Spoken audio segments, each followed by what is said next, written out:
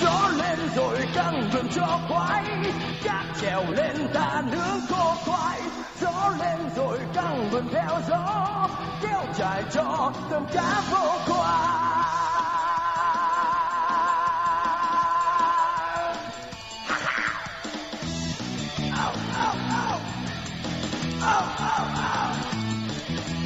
Cánh tay này sức dài bốc lớn, chỉ làm trai vui gió ra khơi. Dẫu xa bờ không sợ lòng sóng lớn, vững bàn tay sương gió cây xa. Yo! Yo! Yo! Yo! Yo! Yo! Ow! Ow! Ow! Come on! Gió lên rồi căng vườn cho khoái, cát trèo lên ta nướng khô khoai. Gió lên rồi căng vườn theo gió, kéo dài cho tôm cá vô khoai.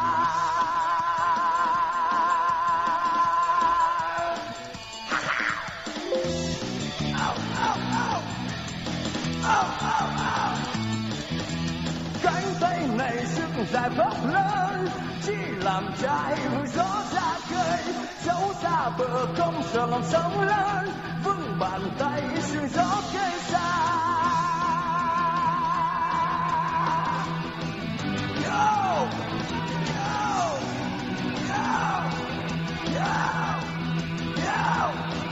Yo! Ow! Ow! Ow! Come on!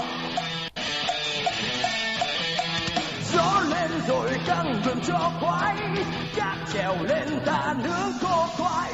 Gió lên rồi căng vườn theo gió, kéo dài cho tôm cá vô khoai.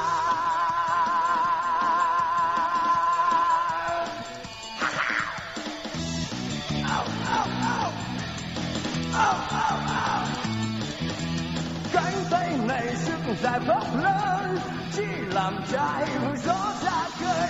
Dẫu xa bờ không sợ lòng sóng lớn, vững bàn tay sương gió cây xa.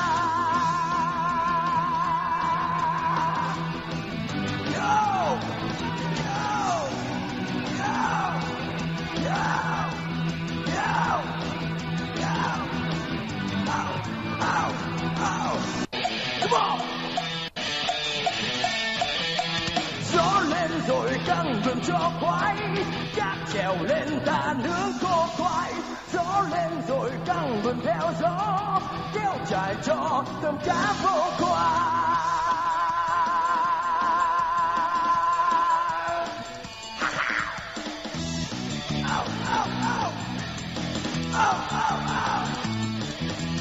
Cánh tay này sức dài bốc lớn, chỉ làm trai vui gió ra khơi.